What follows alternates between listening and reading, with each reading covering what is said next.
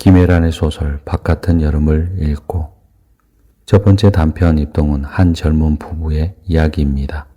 그들에게는 자기 집을 소유하는 일도 아이를 갖는 일도 쉽지 않았습니다. 책의 내용입니다. 아내는 9급 공무원 시험에 3번 응시에 3번 떨어졌고 공무원이 되는 대신 노량진 공무원 입시학원에서 사무를 받다. 결혼 후 난임 치료를 받다 2번의 유산 끝에 영우를 가졌고 5번의 이사 끝에 집을 샀다. 모두 지난 10년간 정신없이 벌어진 일들이었다. 그들이 자기 집을 갖는 일에 애를 쓴 이유를 경쟁 때문이었다고 말합니다. 예능 프로그램에서 연예인들이 신문지 게임을 하고 있었다. 발 디딜면이 점점 줄어드는 공간에서 최대한 많은 사람이 오래 버텨야 하는 게임이었다. 참가자들은 서로의 몸에 엉긴 채 용을 쓰며 우스꽝스러운 표정을 지었다. 그러다 몇몇은 결국 상대의 무게를 못 이겨 신문지 밖으로 넘어지며 탈락했다. 그땐 그냥 TV 앞에 앉아 캔맥주를 마시며 낄낄대는데 요즘은 내가 그 게임 참가자가 된 기분이었다. 그들은 집장만의 모든 것을 걸었습니다. 고생 끝에 경매로 나온 집을 하나 장만하게 됩니다. 집 대출금을 갚아야 하는, 그래서 재정적으로 어려워졌지만 기뻤습니다. 책의 내용입니다. 우리가 이곳으로 이사 온 건 작년 봄이다. 분양 면적 24평, 실면적 17평에 지은 지 20년 된 아파트였다. 요즘 같은 때 빚내서 집 사는 건 다들 미친 짓이라 했지만 경매로 싸게 나온 물건이어서 포기하기 쉽지 않았다. 많은 매매가와 전세 보증금 차가 크지 않았고 조건 맞는 전셋집을 구하기 어려웠을 뿐더러 이사라면 지긋지긋하던 차였다. 오랜 고민 끝에 우리는 이 집을 사기로 했다. 집값의 반 이상을 대출로 끼고서였다.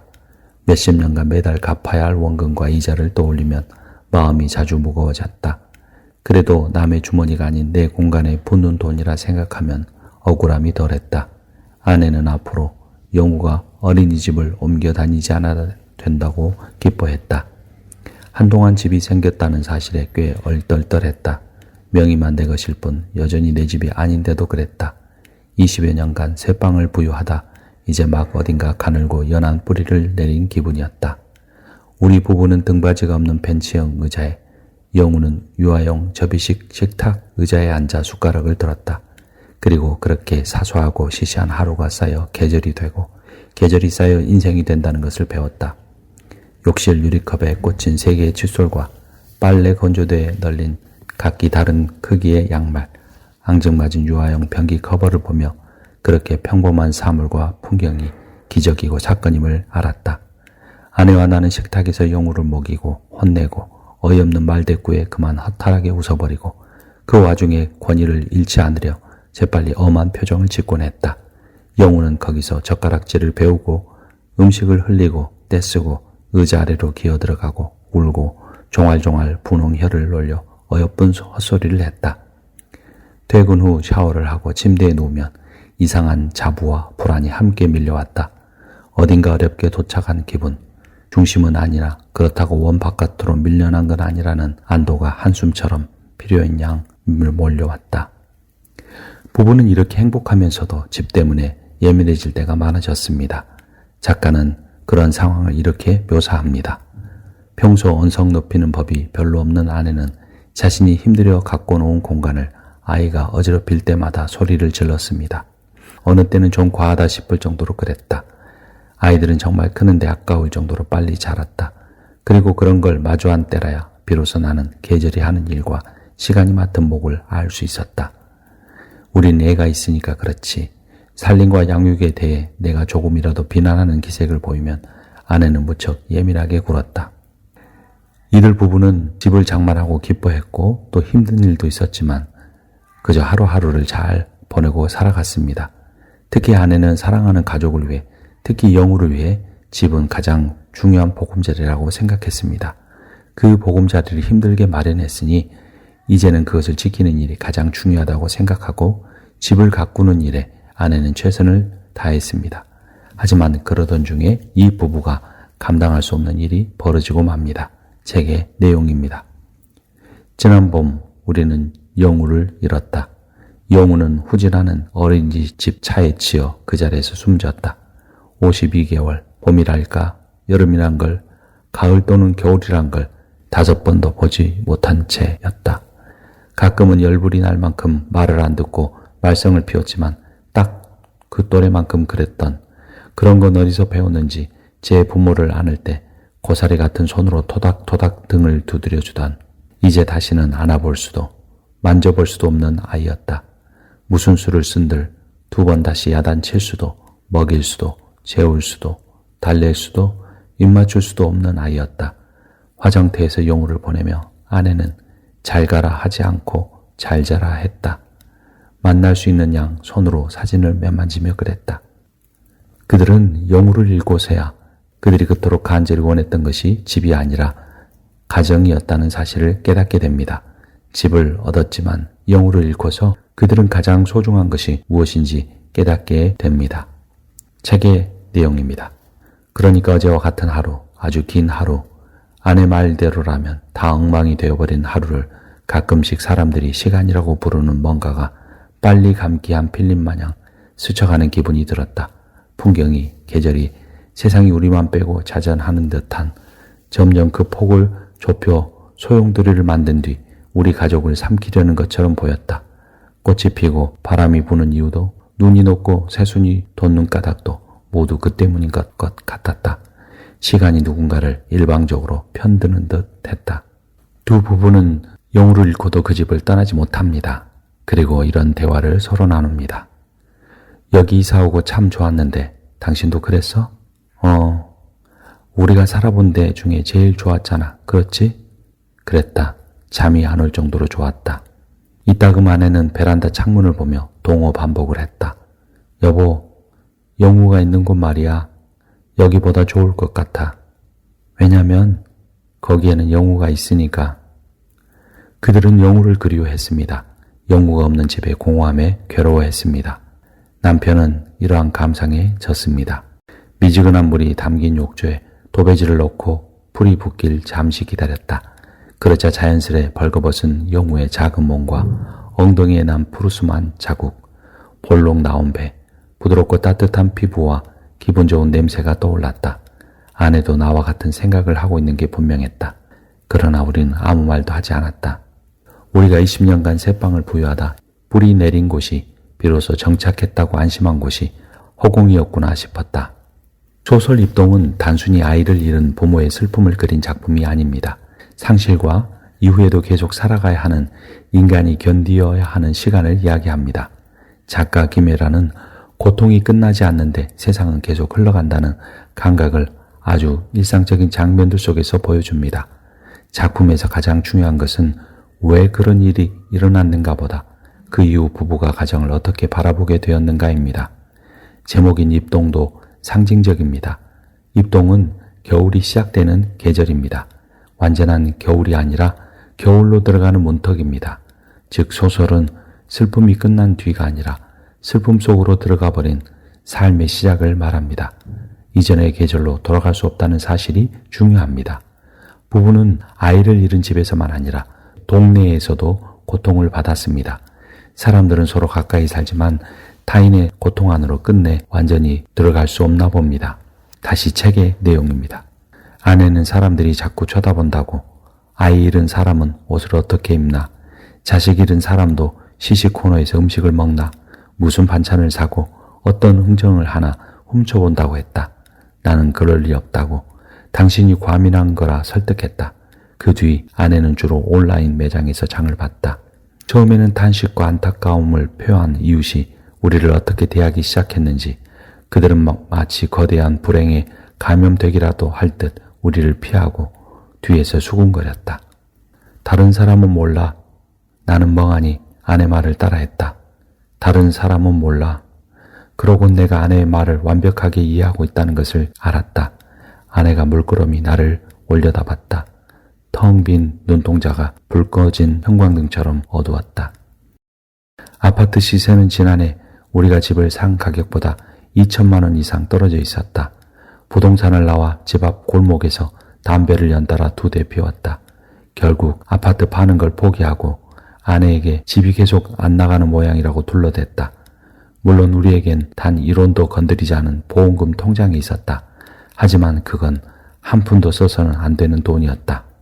문득 불길한 기분이 들어 돌아보니 웬 젊은 여자가 한 손에 카트 손잡이를 쥔 채 벽지를 살피고 있었다. 카트 안에는 50개월쯤 돼 보이는 사내아이가 앉아 있었다. 아이의 축축하고 끈적끈적한 손엔 평소 영우가 즐겨 먹던 동물 모양 과자가 들려 있었다. 바깥은 여름의 입동은 기독교적으로 읽는다면 가장 핵심적인 메시지는 함께의 고난을 짊어지는 사랑입니다. 작품 속 부부는 서로를 완전히 이해하지는 못합니다. 슬픔 앞에서 말이 엇갈리고 침묵도 때론 깊어집니다. 그런데도 완전히 떠나지 못하고 같은 겨울 안에 머물 수밖에 없습니다. 이것은 기독교적으로 보면 단순한 감정적 사랑이 아니라 짐을 서로 지는 관계에 닿아 있습니다. 갈라디아서 6장 2절은 이렇게 말합니다. 너희가 짐을 서로 지라. 그리하면 그리스도의 법을 성취하리라. 입동에서 그리는 부부는 상대의 고통을 해결해 주지 못합니다. 치유해 주지도 못합니다. 하지만 완전히 버리지는 않습니다. 이것이 기독교에서 말하는 사랑의 현실성과 매우 비슷합니다. 성경에서는 사랑을 고통을 없애주는 능력이라기보다는 때로는 끝까지 함께 있어주는 인내에 더 가기 때문입니다. 그들은 어느 날 또한 영우가 없는 집에서 힘들어하다 영우의 흔적을 발견합니다. 잃어버린 영우는 부부 사이를 괴롭게 하는 주제였지만 또한 힘들어하는 부부를 연결해주는 끈이었습니다. 때론 슬픔은 기쁨보다 우리의 삶과 관계를 더 깊게 연결해 줍니다. 다시 책의 내용입니다. 여기 영우가 뭐 써놨어. 뭐라고? 영우가 자기 이름 써놨어. 아내가 끄끄 이상한 소리를 내다 결국 울음을 터뜨렸다. 나는 영우가 제 이름을 쓰는 걸 한 번도 보지 못했다. 그런데 제대로 앉거나 기지도 못했던 아이가 어느 순간 훌쩍 자라 김자랑 이응자를 썼다니 대견의 머리통이라도 쓰다듬어 주고 싶었다. 영우의 새까만 머리카락은 또 얼마나 차지고 부드러웠는지 한 번만 단 한 번만이라도 영우를 다시 안아보고 싶었다. 그럴 수만 있다면 어떤 대가도 치를 수 있을 것 같았다. 부엌 창문 사이로 11월 바람이 사납게 들어왔다. 기억나? 뭐가? 영우 눈. 아내는 한 손으로 영우가 직접 쓰다만 이름을 어루만졌다. 순간 어디선가 영우가 다다다다 뛰어와 두 팔로 내 다리를 감싸 안을 것 같았다. 토닥토닥 그런 건 어디서 배웠는지 제 엄마 등을 말없이 두드려 줄 것도 같았다. 하지만 그런 일은 일어나지 않았다. 앞으로도 절대 일어나지 않을 터였다. 그 단순한 사실이 가슴을 아프게 후벼 팠다. 나는 결국 고개를 숙이고 말았다. 부엌 바닥으로 굵은 눈물방울이 툭 흘러내렸다. 부부는 너무나 괴로웠지만 함께 슬픔을 감당해 갑니다. 성경 역시 진짜 위로란 무엇인가를 공감이라고 말합니다. 아니, 공감에서 더 나아간 공생입니다. 고통의 자리를 떠나지 않고 그 자리에서 일상을 견디는 것입니다. 혼자서는 이길 수 없지만 둘이서는 견딜 수 있습니다. 로마서 12장 15절은 이렇게 말합니다. 즐거워하는 자들과 함께 즐거워하고 우는 자들과 함께 울라. 삶은 이기는 것이 아니라 견디는 것입니다. 제목 입동을 신앙적으로 읽으면 겨울의 시작인 입동은 끝이 아니라 통과하는 계절입니다. 겨울은 종종 죽음의 상징이지만 성경은 죽음 이후의 부활을 말합니다. 엄마는 영우가 있는 곳이 자신이 그토록 아끼고 가꾸었던 집보다 더 좋은 것이라는 사실을 깨닫게 됩니다. 영우가 준 선물입니다. 많은 사람이 소유를 위해 자신의 인생을 소비합니다. 사람을 잃고서야 가장 중요한 것이 소유가 아니고 시간이다.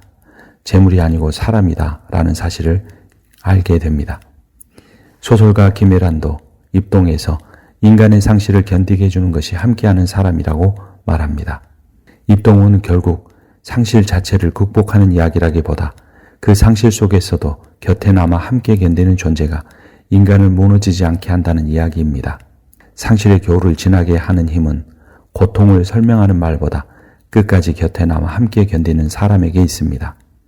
입동의 정서와 연결하면 욥기의 친구들은 처음에는 함께 울어주었지만 결국 고난을 설명하고 판단하려 했습니다. 반면 룻은 남편과 아들들을 잃은 나오미의 슬픔을 분석하거나 해석하지 않았습니다. 그냥 그녀의 곁에 남아 함께 인생의 남은 시간을 걸어갑니다.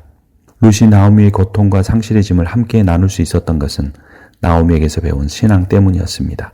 룻은 시어머니 나오미에게 이렇게 고백했습니다. 어머니께서 가시는 곳에 나도 가고 어머니께서 머무시는 곳에 나도 머물겠나이다. 룻기 1장 16절. 그리고 나오미를 따라 이국 땅으로 와서 룻은 매일 그녀를 위해 밭에 나가 곡식을 줍습니다. 룻은 고통의 원인을 분석하려고 하지 않았습니다. 룻은 쉽게 나오미에게 희망의 말도 건네지 않았습니다. 단지 룻은 나오미와 함께 있어 주었습니다. 자신도 남편을 잃었지만 남편의 어머니인 나오미를 떠나지 않았습니다. 문제 해결의 약속보다 떠나지 않겠다는 동행의 삶을 실천했습니다. 그래서 입동의 주제와 연결하면 이렇게 정리할 수 있습니다. 상실의 사람에게 가장 깊은 위로는 고통의 이유를 설명하는 것이 아니라 끝까지 함께 머물겠다는 존재의 약속입니다. 이런 인애를 실천한 룻은 다윗의 증조모가 되고 예수의 조상이 되었습니다. 상실과 고통이 복음의 씨앗이 되었습니다. 그 씨가 자라 예수라는 나무로 자랐습니다. 우리가 함께하기 위해 인간이 되셨고 우리의 힘겨운 일상에 늘 함께 하십니다. 예수는 영우처럼 우리를 떠나셨지만 영우가 죽음으로써 엄마와 아빠에게 가장 소중한 것이 사람이고 관계임을 가르쳐 준 것처럼 예수께서도 우리에게 가장 중요한 것이 이웃을 사랑하고 섬기는 것이라고 말씀해 주셨고 죽으셨습니다. 예수께서도 우리에게 가장 중요한 것이 이웃을 사랑하고 섬기는 것이라는 진리를 말씀해 주시고 죽으셨습니다. 지금 겨울로 들어가는 입동의 문턱에서 두려워하고만 계십니까? 겨울을 두려워하기보다 그 겨울을 함께할 사람을 만나십시오. 이미 곁에 있다면 사랑하십시오.